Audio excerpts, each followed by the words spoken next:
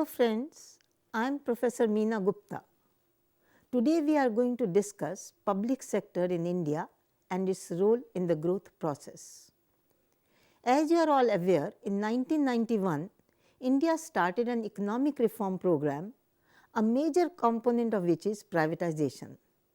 It has led to dismantling of the vast public sector built over the years.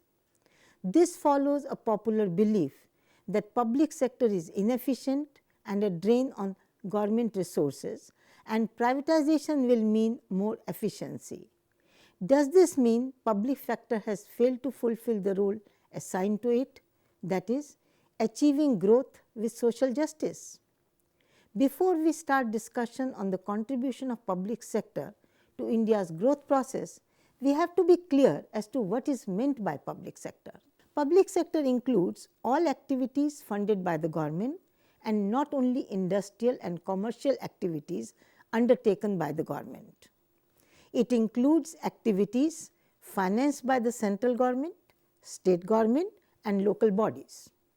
Also, it includes not only production sector, but also service sector, banks and other financial organizations. It covers all departmental as well as non-departmental undertakings.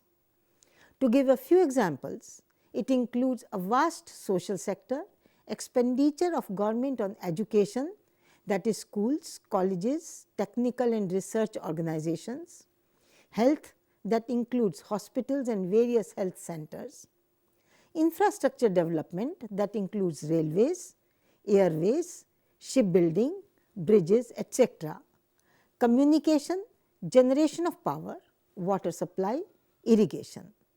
It includes various industrial undertakings like ONGC, NTPC, Steel Authority of India, Coal India Limited, heavy machinery and capital goods industries, minerals and metals. It includes 20 public sector banks, RBI, insurance companies like LIC and so on. These are only a few examples. The list is quite large. When India got independence, there was hardly any public sector except for railways and post and telegraph. Industrial Policy Resolution of 1956 assigned a major role to the public sector in industrial development of the Indian economy.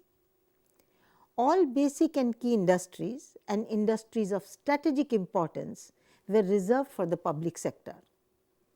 Public sector started to occupy a predominant position in the Indian economy. Government not only set up new industries in the public sector, but has also nationalized a number of industries belonging to the private sector. Over the years, there has been appreciable growth in investment in public sector. Today, total number of public sector undertakings of central government alone is 246 with an investment of 530,000 crores of rupees. This does not include huge investment made by state governments in socio-economic infrastructure, power, irrigation, transport and other state level enterprises. Public sector controls infrastructure, most of basic and key industries and capital goods industries. It controls almost whole of coal and lignite production, 75% of production in petroleum sector and controls significant share in the production of steel, non-ferrous metals, fertilizers and chemicals. Share of public sector in GDP stood at more than 26% in 1995-96. Nearly 50% of this is accounted by public utilities, infrastructure and finance sector. The high contribution of private sector to GDP is mainly on account of agricultural sector, which is almost totally in its hands. What contribution has this vast public sector made to the growth process in the Indian economy? Achievements have been numerous. A major contribution of public sector has been in the field of provision of public goods. There are certain commodities and services that cannot be provided by the market mechanism because of the nature of these commodities. Goods whose consumption is non-rival and exclusion is not feasible. For example, once street light is provided, everyone in the area benefits from it and no one can be deprived of its benefits. As people know they cannot be excluded from the consumption of the commodity, they would try to be a free rider and no one would be willing to pay for it. As you cannot charge for these goods and services, private sector will not provide them. Public sector has made a very important contribution to the economy by providing these public goods. Another major contribution of public sector is in providing commodities and services having large externalities. That is, when the benefits of goods and services accrue not only to those who consume it, but also to other members of the society. Social benefits therefore exceed private benefits. Health and education are excellent examples of this. When a person is treated for, say, flu, it protects others also from the disease. Benefits of education accrue not only to the individual, but also to the society at large, making them better and responsible citizens.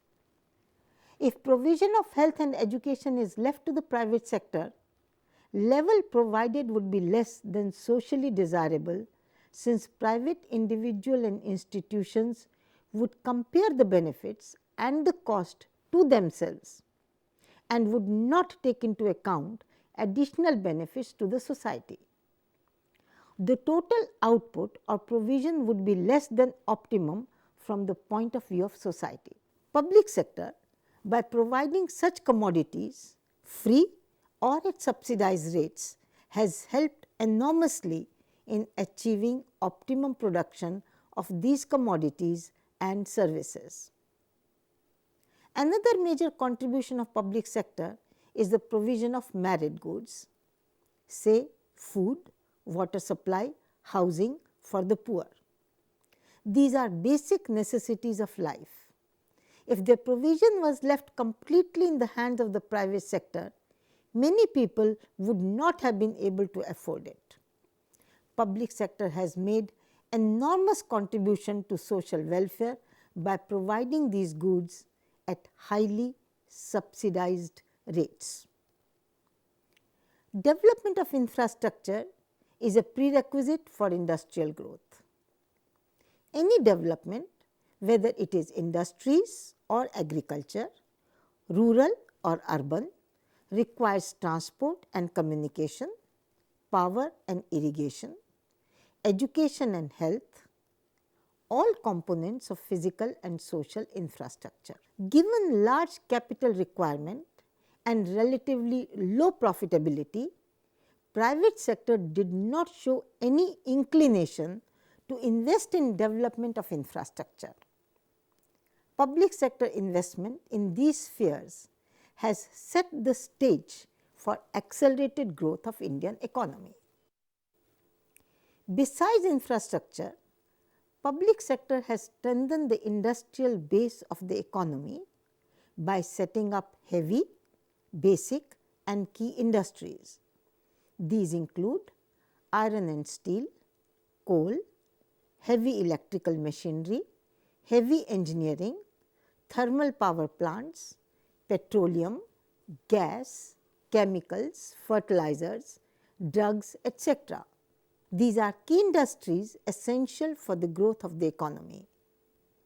Many of these are required for the production of consumer goods. In the initial stages of economic development, large capital required to set up many of these industries was beyond the capabilities of the private sector. Also, many of these industries involve huge risks. For example, oil exploration and drilling.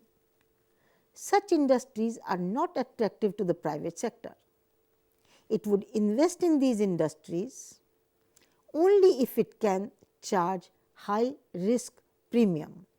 that is, compensate for this risk by high profits. Such high risk premium is not socially desirable. Setting up of the basic and key industries in the public sector has laid the foundation for a strong industrial base for industrial growth of the Indian economy. Public sector has not only directly contributed to economic development, but has also provided enormous impetus to development of industries in the private sector. Private sector has totally relied on the public sector to meet its technology and skilled manpower requirements.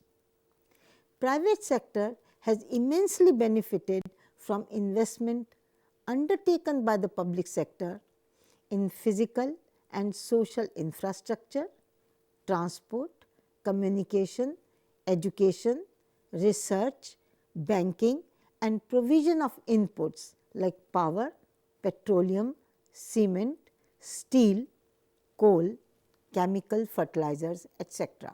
It has generated externalities for the growth of private sector. It has created an environment for industrial growth.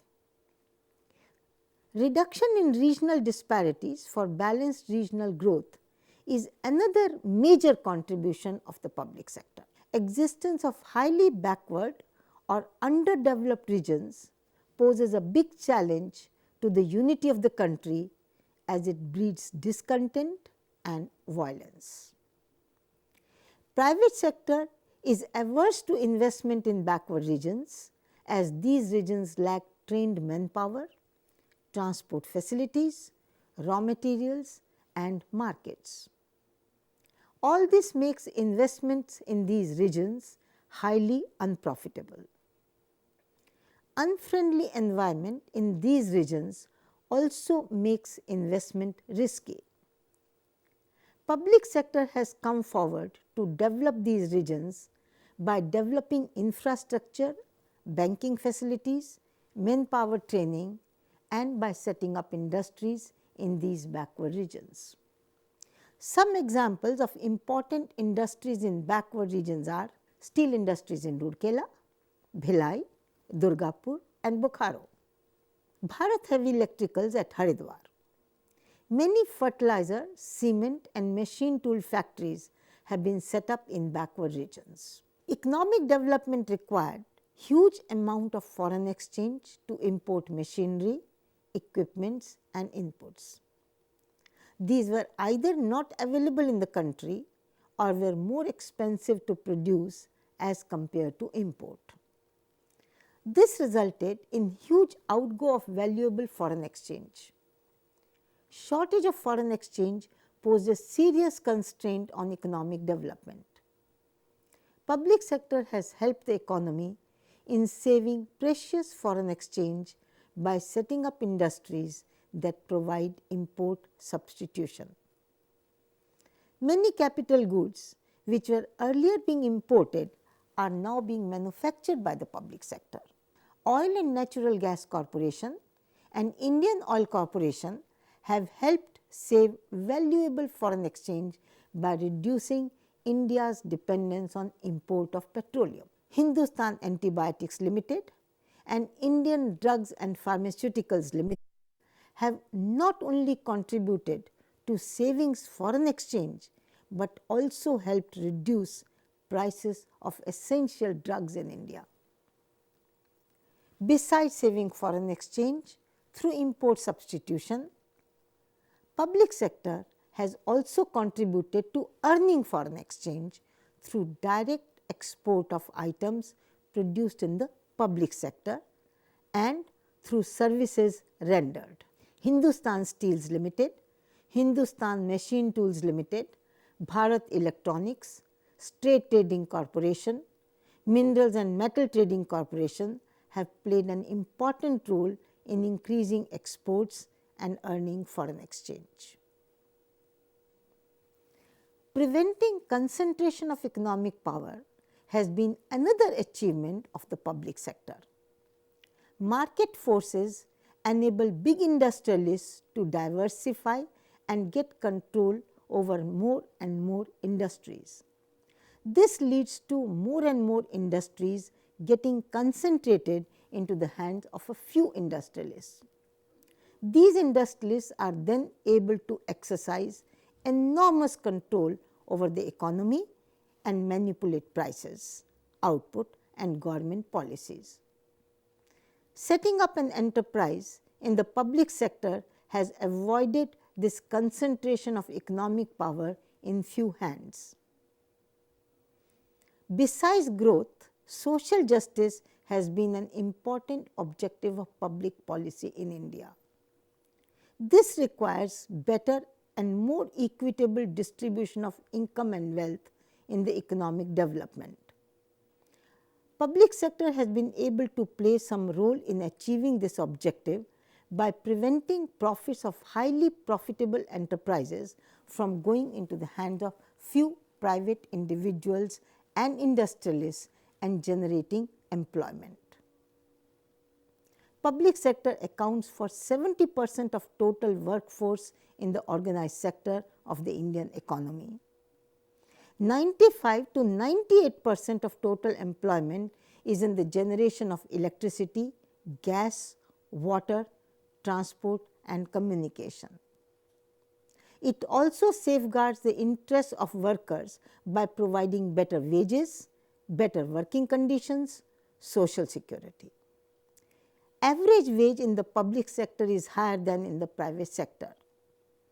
It also develops township around its enterprises with facilities like schools, hospitals and other social overheads. This has also helped in exercising a restraining influence on exploitation of workers by the private sector. Public sector banks have played a major role in overall economic development of the country. In the absence of public sector banks, small industries, small scale industries, agriculture and other rural projects were not able to get sufficient funds at reasonable rates of interest because finance through this section is more risky. Nationalization of 20 major commercial banks in 1969 has filled up an important gap in availability of finance to weaker sections of society. This helped in achieving a more diversified industrial structure and balanced sectoral growth of the economy. Besides helping the weaker sections and sectors, nationalized banks, Industrial Finance Corporation, State Finance Corporations, IDBI, LIC, UTI have played an important role in mobilizing small savings for economic growth. Provision and control of certain inputs by the public sector has also helped in achieving optimum allocation of resources in the economy. There are certain inputs like steel, coal, which are in short supply. Left to the private sector, these inputs might have been used in production of commodities that are more profitable, but relatively less important for economic development. Production and control over these inputs by the public sector has resulted in better utilization of these inputs in accordance with national priorities. In certain cases, public sector has posed a challenge to the private sector in controlling prices by providing these commodities at lower or controlled prices. Recent examples of such provision is making available pulses at designated outlets at controlled prices.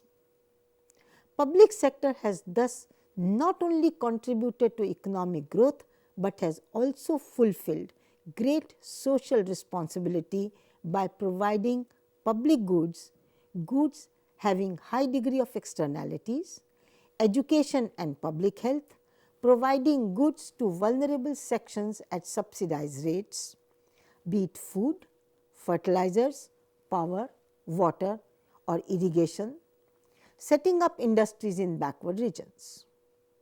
With more than 26% of population below poverty line, India cannot afford to depend completely on the private sector to generate employment and fulfill other basic needs of people. Public sector has come in for a lot of criticism because of low profits and even losses. It was expected to generate surpluses and thereby generate resources for development. Though it cannot be denied that public sector suffers from inefficiency, corruption and wastefulness, it would be unfair to judge its performance in terms of profitability. This is due to various reasons. Public sector operates not for profits but for maximization of social benefits.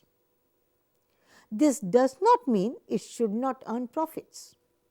However, in many cases, lower profits or losses are the result of providing goods and services that have high cost, high risks, lower profitability. Its expenditure on creation of social and physical infrastructure and development of backward regions is highly unprofitable. Pricing policy of public enterprises is influenced not by considerations of profits, but of economic growth and social justice. This results in administered prices which are intentionally kept low to avoid increase in cost of production.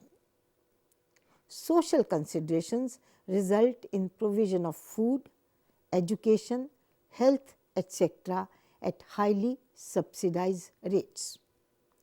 To some extent, losses incurred by public sector are due to takeover of sick units from the private sector to protect the interests of working class. For instance, out of 102 loss-making enterprises in 1991, 40% were sick units taken over by the government from the private sector. Despite this, a look at profitability of public sector as a whole brings out its contribution to generation of surplus and capital formation in the economy. Profits of profit-making enterprises have increased significantly in recent years, and some loss-making enterprises have turned into profitable enterprises. Profits before interest and tax of 217 central public sector enterprises stood at 143,000 crores in 2007. Losses of loss-making enterprises of central government, which are 58 today, have declined by 50% and stand at 5,752 crores. Net profits of profit-making enterprises stand at 94,000 crores. They make significant contribution to central exchequer by way of taxes, interest on government loans and dividend. ONGC, BSNL, NTPC are top 3 profit-making enterprises. Profits on total capital employed by central government enterprises stood at 21% in 2003-2004. These profits have resulted in accumulation of resources amounting to 353,000 crores of rupees. The share of public sector in total savings, which declined from 19.6% during the 6th plan to a negative figure in the year 2002-2003, picked up during subsequent years and touched 11.9% in 2007-2008. It is mainly state level enterprises which are the source of major losses. These are mainly public utilities like electricity, water and transport. Because of social considerations, cost recovery factor of these enterprises is low. After India launched its economic reform program, it announced its new industrial policy in 1991. Certain industries earlier reserved for public sector were thrown open to the private sector. Public sector retained for itself only industries of strategic importance such as defense, high technology industries, oil and mineral resources and essential infrastructure. Industrial Policy Resolution of 1991 provided for selling the share of public sector units to the private individuals, institutions and workers. The disinvestment is done sometimes by selling shares in the market at predetermined price or by auctioning the shares to predetermined clientage. To start with, 20% of shares were to be sold for private participation. Till 1999-2000, government continued to hold majority share so that control and management continued to vest with the government. From 2001 onwards, the percentage of shares sold to private sector increased. In many cases, it became more than 51%, extending sometimes to even 100%.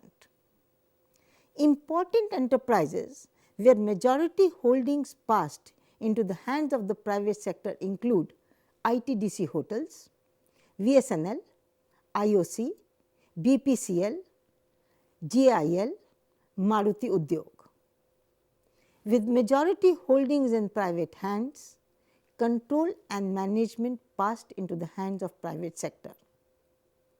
This is a major policy shift having far-reaching implications for the structure of the Indian economy. The government set up a Disinvestment Commission in 1996. In 2004, a full-fledged department was created under the Ministry of Finance to implement this policy. Assigning greater autonomy and closure, sell-off or restructuring of sick public sector units are some other reforms introduced in recent years. The government has embarked on a policy of disinvestment and privatization, and the share of public sector in gross domestic capital formation also declined from 44.6 during the 6th plan to approximately 22.2% during the 10th plan. Public sector continues to play a dominant role in the Indian economy. Total capital employed by central public sector enterprises is about 581,000 crores of rupees. Total number of undertakings of central government alone stood at nearly 242 in 2008 with an investment of 455,000 crores of rupees. This excludes provision of public goods, education, health, food supply, etc.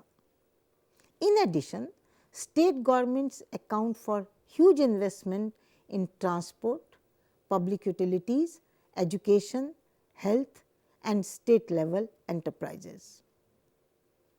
Besides direct investment, public sector has provided great impetus to the growth of industries in the private sector. Public sector is an essential and vibrant element in the Indian economy. It started at a time when Indian economy had low levels of savings and investment, weak industrial base and near absence of social and economic infrastructure. Basic reason for establishment of public sector continues to be failure of market mechanism to achieve optimum allocation of resources and equitable distribution of income and wealth. No one can negate the crucial role played by the public sector in India in achieving growth with social justice. That is for all today. Thanks. and take care.